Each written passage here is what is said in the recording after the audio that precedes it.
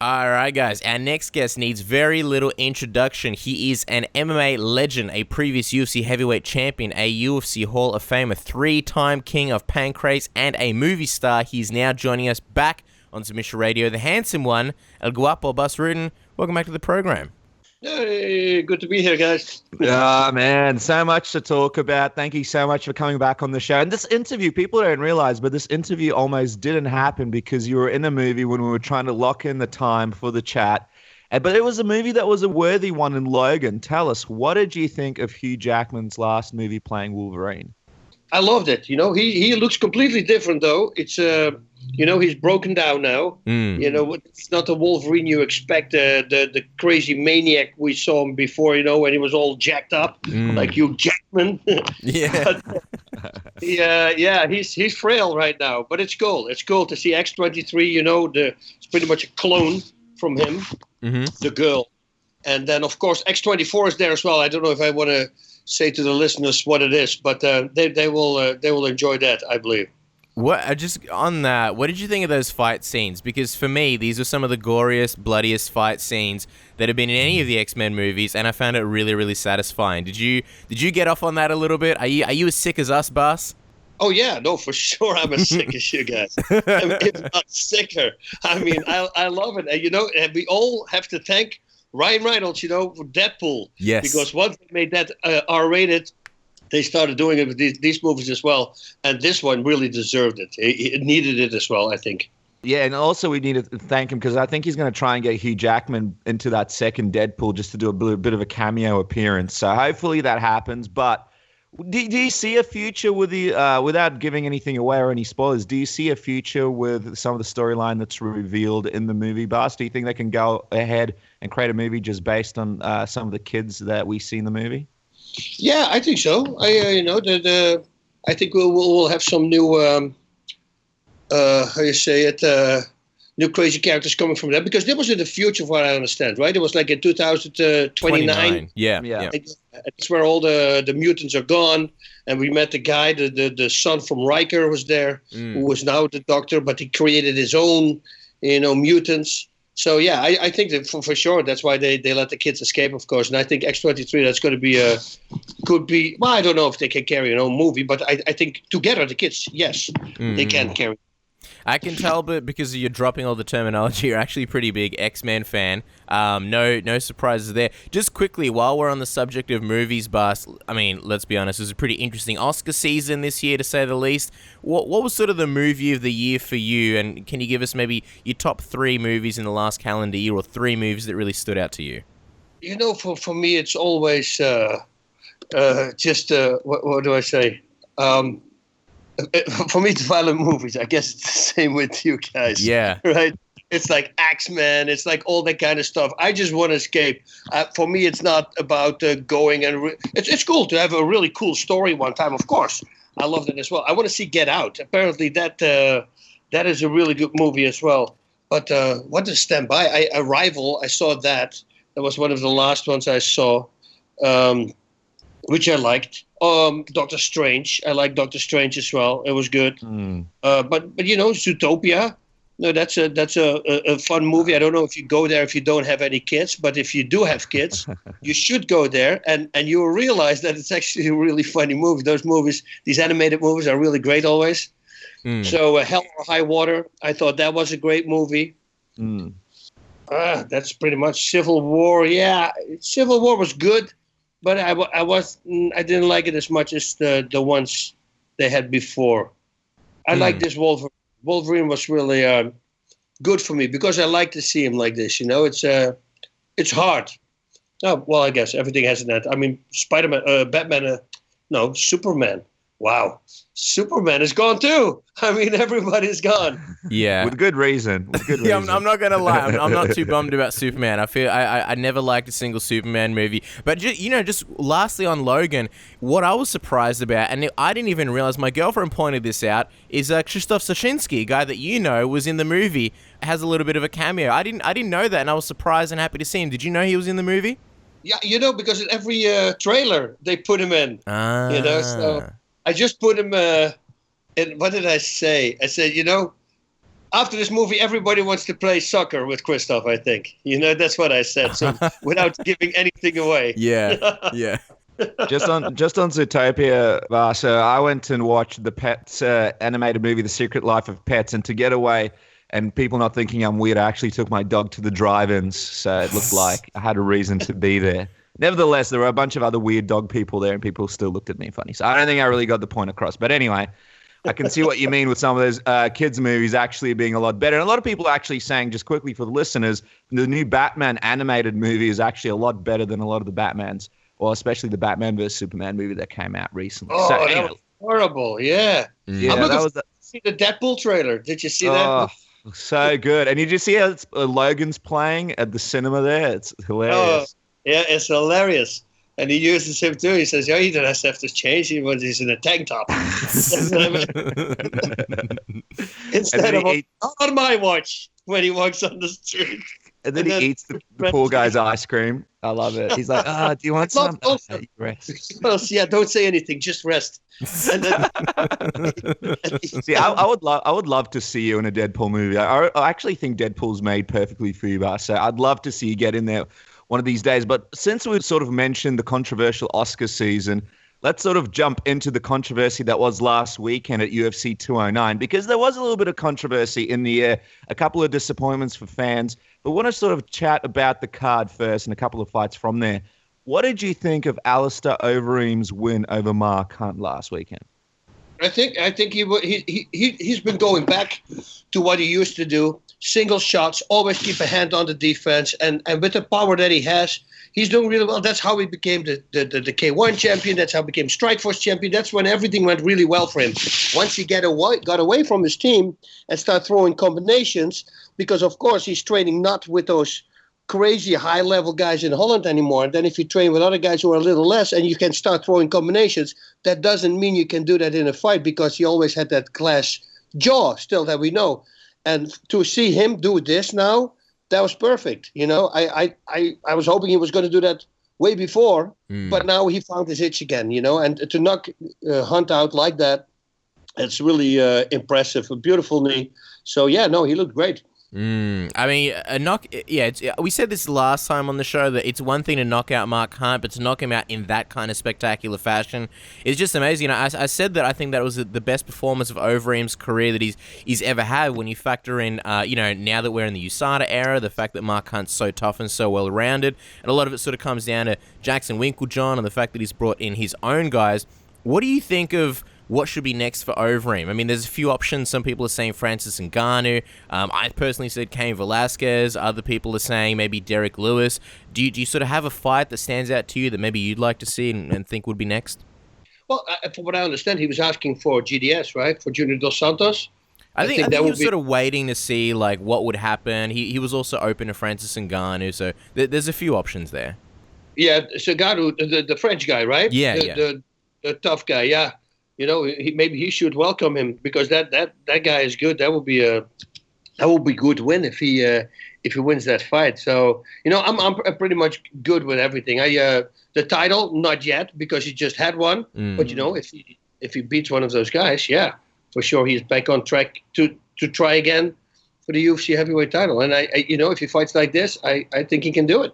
What do you think of the heavyweight division in general at the moment? Because some great fighters. Overeem's looking great at the moment. Stipe is a good champion. He's done really, really well. But you do get that sense, and a lot of fans sort of have that sense, that a lot of the excitement around the division is gone, because you're sort of really struggling to make matchups that aren't rematches and sort of make fresh fights. And there's not that many fresh new faces. Francis is an example, and Derek Lewis. But apart from that, there's not really anything huge and exciting. And there's, Mark Hunt, he's always been one of those KO artists, but you don't have as many of those sort of scary heavyweights that you can't look away from the screen for a moment. What do you think of the sort of landscape of the heavyweight division at the moment? Well, Francis Ngannou, he looks very promising, right? I mean, I love to see him fight. Derek Lewis, he's doing great.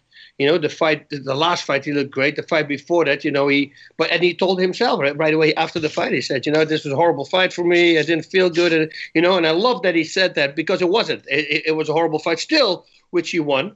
And then now with the last one, that was a badass fight. So I expect from him a lot to happen, especially now he cracked the top 10. And then I believe, hopefully that gives him an extra little fire. And he starts even working harder because a body like that, to train that for stamina is just a very hard thing. But can just imagine he can go for 3.5 rounds, and then just spread it out over 5. Then you should be. That's a real dangerous guy. But then we have Cain Velasquez, the Terminator who just comes at you, and even with Lewis, if he jumps on top of him and constantly pressure, he can wear Lewis down. It's very hard to fight a guy like that. Fabricio Verdum is not done yet. Overeem, I see Overeem going really strong. That will be a great fight against Junior. Yeah, I like the heavyweight, but yeah, it's not like the heavyweight division at the Pride Fighting Championships. That was the strongest division, I guess, and it was always exciting to see. I'd love to see Cain Velasquez come back and really get a good run in, and sort of live up to those Fedor-esque expectations that a lot of people set for him. But I don't know. I guess we'll see. Let's talk about the main event, because many people had this fight scored 3 rounds to 2 for Wonderboy. A lot of people still thought Woodley. Some people said draw. What was your take on it? How did you score it, and who do you think won, Bas? For me, okay, the first time they fought, I thought actually that Woodley won the fight, and now I thought Wonderboy won the fight. That's and I love both these guys. It's not anything that I'm bagging people down. I'm just you're saying what you're seeing, and that's what I thought. The first 2 rounds, I would say, well, it's Thompson because he was pushing. Yeah, they didn't throw a lot of punches. They didn't do anything. But if somebody was pressing the action the whole time, it was him. Was it really pressing? Was he really baiting him to throw a strike? Because that's what I think he was doing, of course, to throw a strike so he could counter that. Yeah, but still, you had the illusion that he was pushing it. He was pushing him backwards the whole time, and Woodley had his back against the cage the whole time. So, then you have to give it to him. Then, of course, round number 3, I thought that was Woodley. Round number 5, of course, when he started unloading and connecting. But it was not a 10-8 round. It was not like he was dazed and almost out. That would be a 10-9 round. So, I thought it was 3 rounds for Thompson and 2 rounds for Woodley. Well, a lot of people sort of wondering what's next for the division with Damian Maia fighting Masvidal. Who do you think gets the next title shot against Woodley? And also, what do you make of Woodley as UFC champion? Obviously, he's had some negative comments towards Dana White in the UFC. It looks like they're sort of not going in the right direction at the moment in terms of their relationship. Yeah, I don't know all the things he said. I don't know. I think for me it's a long time back. This is a different thing, but it's kind of the same. I had a fighter at Pancras, and he's constantly complaining about more money. He needed more money. He needed more money. And the only thing I told him, I said, just win fights. Just keep winning fights. That's the only way to get more money. If you keep winning, but then he lost the fight, and he was complaining again. He wanted more money. And needless to say, they dumped him. They said they didn't need a guy like that. You need to win. And you need to win in spectacular fashion. If you want a money fight, but you need to be that money guy. And you can see, in the breakdown that I had, I said that if Woodley comes out and he just pushes Thompson, he's going to win this fight. Because last time when he did that, he did phenomenal. And now he started doing that in the 5th round. He could have done that earlier, and if the bar wouldn't have been set as high, but both fighters said Thompson figured him out. That's what he said, and he was gonna put the hurt on Woodley, and Woodley said, "I'm gonna stop him this time." And when you hear that, and you look at the interviews, you want to see it, you expecting that, and then you see this fight, which was it was not an exciting fight, and that doesn't. It's not a big deal. It happens to everybody. Everybody can have a night off. I think there was way too much respect for each other. And both guys didn't do what they normally should have done. It's a shame. But listen, Woodley's got to win. He didn't lose. Last time it was a draw. So, whatever happens, he still got the W. Yeah, it was a bit of a bummer, but not as big as a bummer as obviously the cancellation that broke MMA fans' hearts around the world, and that was, of course, Khabib versus Ferguson once again being called off, this time for the 3rd time. Weight cut issues, they're a really serious thing, but where do you go from here? Should the fight be rebooked again? Can the UFC do that? Do they need to look for other opponents? What do you think, Bas? What do you make of it? Well, that's the UFC needs to do that. But yeah, if this is already the third time, it's very hard for him to get 155. I don't think he should fight at 155. I mean, once you have to understand, Nurmagomedov, he's a badass. If he decides to go to a hospital, you can only imagine how bad it has to be at that moment. Because this is not a guy who's going to complain, I feel a little sick. I guess it was really scary. Otherwise you don't go to a hospital. So, with that said, I don't think he should fight at 155. Or, like what everybody else says, get a really good dietitian, and then hopefully, start cutting out way before, and then you can make it. But, the UFC can put their foot down. They can say, okay, well, we tried one more time because everybody wants to see the fight. But if not going to make weight, it's over. It's either, stop in the UFC or you're going to go to 170. But you can't take that risk anymore because everybody, including me, was looking forward to see that fight. It's interesting because people are wondering, okay, so what's going to happen with Tony Ferguson next if they don't rebook this Khabib fight? I mean, Ferguson obviously wants that McGregor fight. Who doesn't? And at the moment, it's kind of mixed up. People are not really sure who McGregor would be fighting next in the world of MMA because GSP is now booked, and that was sort of the massive fight a lot of people thought would happen. So if you're sort of the matchmaker and you're looking at this, if Ferguson doesn't fight Khabib again, do you give him McGregor? And if not, who do you give McGregor? No, then I would say Ferguson. He deserves it. What is it now? 9 wins in a row or 10? 9, yeah. 9. So he deserves it. He wasn't the one who was wrong this time. This guy always comes to fight. You're going to see a great fight. I think it will be an exciting fight. And then he deserves it. So I would say give it to him. While we're on the subject of GSP, we got to get your thoughts on this GSP Michael Bisping fight. What do you think? Some people are a bit divided. Me personally, I'm excited. Are you a fan of it? What do you think, Bas?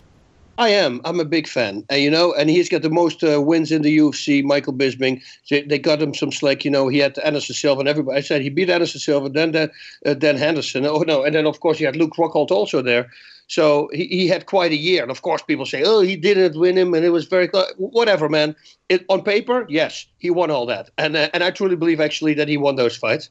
I'm a big Bisping fan, always been. I think he deserves it because, he's a guy who does the talk and walks the walk. So I think it will be great for the pay-per-view numbers, especially with George St-Pierre. I can already imagine. Actually, George St-Pierre, GSP started a little trash talking, started making comments about him being drunk or hungover, whatever it was. So, maybe he picked up some things from McGregor and we'll start getting a little bit more colorful. That would be great to see that. And then just see what the fight happens. But I don't know. I cannot say right now what is if GSP is going to win it or not. Of course, everybody knows, he will take him down. But can he do it for the 5 rounds? We know that Bisping is always in incredible shape. And can he do it the first 2 rounds? Yeah, he will be taken down. But once, Bisping, if Bisping keeps on pushing and fighting from his back and gets him tired, it's his first fight back. He might think that he has it in the bag, but Bisping is not an easy guy, man. He can keep pushing. Well, you mentioned it there, that this is GSP's first fight back in 3 years. How much of a factor do you think that will be? Because I still remember him saying in the Carlos Condit fight that until that fight, he didn't believe in ring rust or cage rust, and then he went in there and he said, all right, it is a factor. And that was that was after a surgery, after about a year and something layoff. Now he's got 3 years. I kind of think this is a really stiff test for him to fight a guy like Bisping who's got the cardio and the volume. What do you think about that long layoff and how that will sort of play into the fight?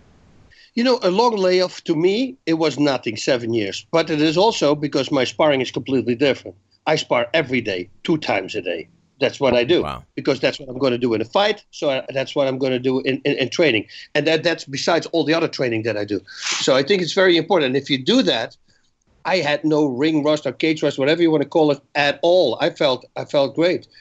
But for him just to come back after a while, look at Johnny Hendricks, where Johnny Hendricks right now is. Johnny Hendricks, many think that he beat GSP, right? And it's a different platform of fighters right now. And I think that, fighting one weight class up, he's going to be the smaller guy now because him making that weight, in the past he couldn't do it. We wanted to see it at a catch weight, against Anderson Silva. That didn't happen. I thought that was maybe going to be the fight that made him come back. But of course, he right away wants to go for a title. And I, deep down inside, but this is my conspiracy theory, I think he wants to be a 2-division champion as well.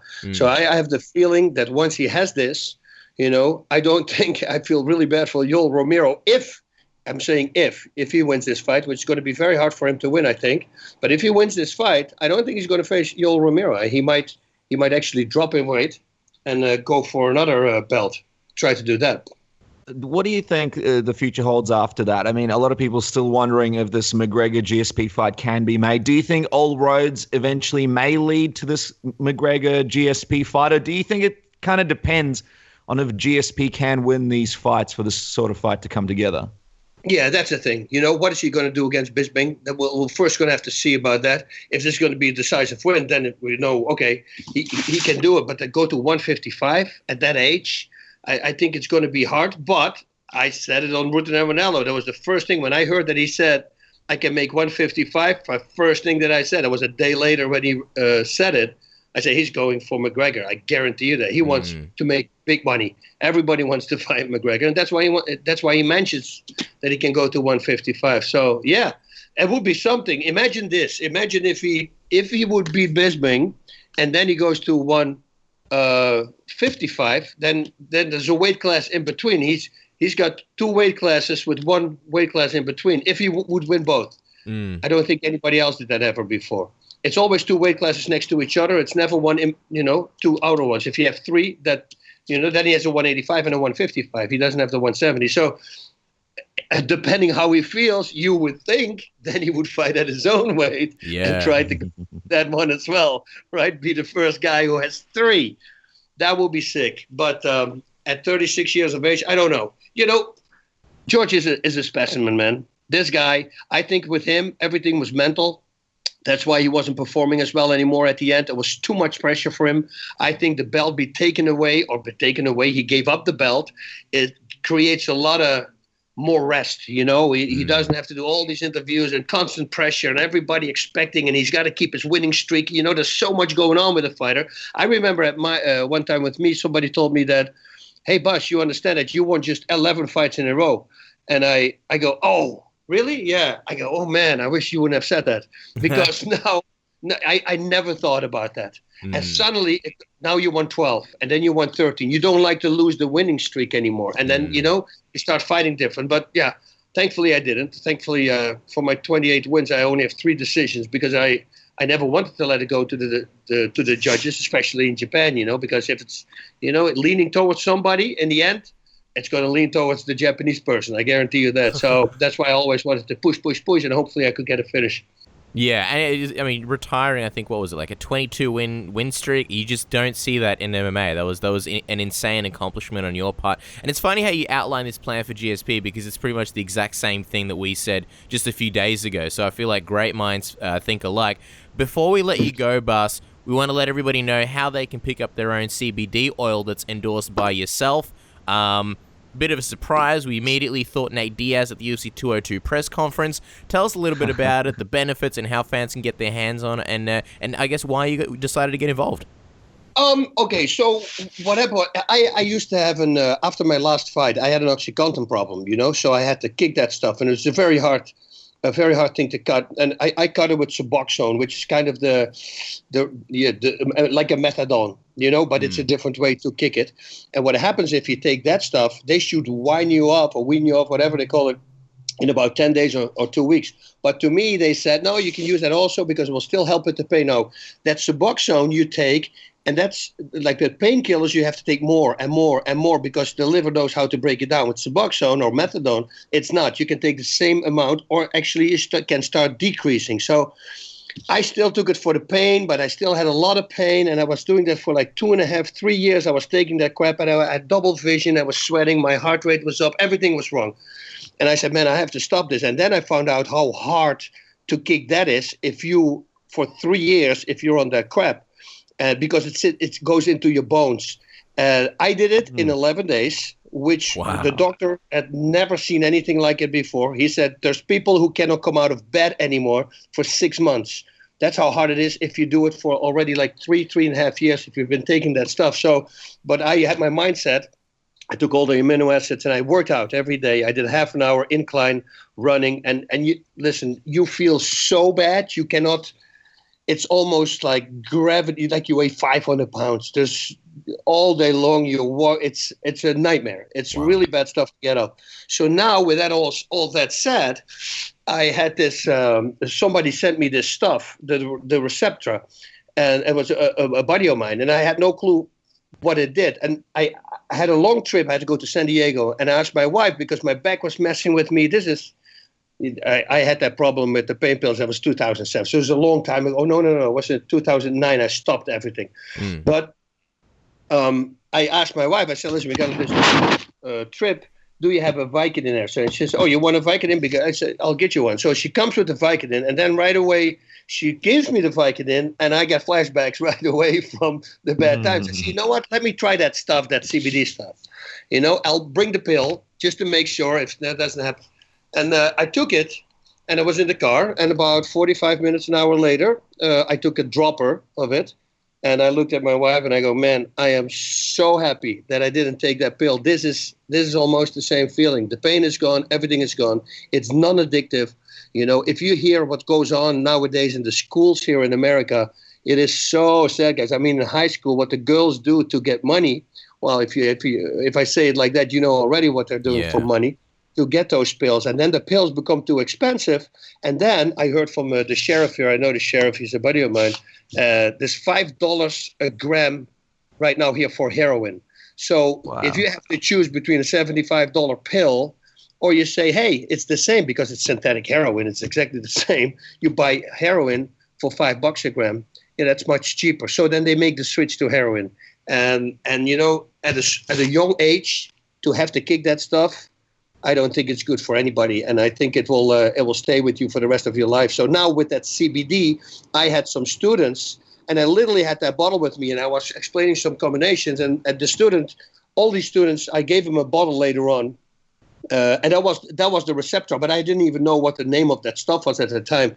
And once the Receptra people saw that clip, they sent me stuff and said, hey, would you like to be involved? So now it's a whole new thing. Now I'm involved with these people because I tried a whole bunch of CBDs. And this one was by far the best one. But also we're doing a non-profit organization for CBD. And that's we invite everybody, every brand. It's not about the brand. It's not about selling things. It's about helping people. So now we have, Frank Shamrock is doing it with me. He's with me on the board of CARE. That's the name of that program, the non-profit. But we have football players, hockey. We got every basketball players. We have high level top athletes who are all using CBD now instead of pain pills. So now I want to go start speaking to people, and hopefully at schools too. Talk to these kids and say, hey, listen, if you have pain, take this stuff. Trust me. The one thing, I never been beat. If I say, listen, I wasn't beat, I didn't lose a fight in my last 22, I beat everybody, everything at the time. But the thing that beat me was a stupid little pill, and I'm one of those guys who doesn't like to lose. So once I stop that, well, that will never happen again. I guarantee you that, because then I lose again and I can't stand it. So, for me, it's an easy way to get off. Well, it was not easy, but mentally, I just don't want to. Once you're enslaved to something, I always think the worst part would be, what if a war would break out? And they go, yeah, but you're so extreme, boss. No. But let's say, we don't know. It can happen tomorrow. Crazy Korea, North Korea, everything is going not right in the whole world. So imagine it happens. And then I don't have those pills anymore, and I have to take care of my family. How am I going to do that? You see, so once I picture that, that's for me, boom, right away, that's it. Cold turkey, I'm going to stop everything I do. And that's how I fix it. So hopefully I can go to schools and start talking to these kids. And, hopefully they use CBD instead of the OxyContin or whatever. Oh, for sure. And, this is a huge breakthrough. It's helping so many people, and people across Australia getting onto it as well, figuring it out. And it's such a great thing you're doing, Bas. So we'll have to get you back on the show and talk about it some more. Guys, make sure to follow Bas on Twitter and Instagram at Bas Rutten MMA, and check out his weekly podcast, Rutten and Ranella. They do amazing things. We could talk about that for a whole half an hour because of all the cool stuff they're doing over there. And, of course, the CBD oil, you can check that out at bascbd.com. Check that website out. Make sure you do. Again, so many benefits to it, Bas. Thank you so much for coming on the program. We have so much fun with you. You're very welcome, and thank you. And if you check out at the bascbd.com, we'll bring you to the Receptor Natural, but then you're on a special link, and that means that if you at the promo code, if you do Bas at the promo code, you get a 20% discount as well. So just make sure that you do that. And if I may, take the strongest version because they're all the same price. And I'm like one of the guy, okay, so take the strongest version because you just take less, but you can do longer with it. You see what I mean? That's what it's the pro version. I like it. Go on there, grab the oil and tell them Submission Radio sent you, Bas. Again, such an honor having you on the program. Have a great week. Can't wait to speak to you again. Guys, check out the oil. We'll be right back. Thank you very much, guys. I really appreciate it. Godspeed.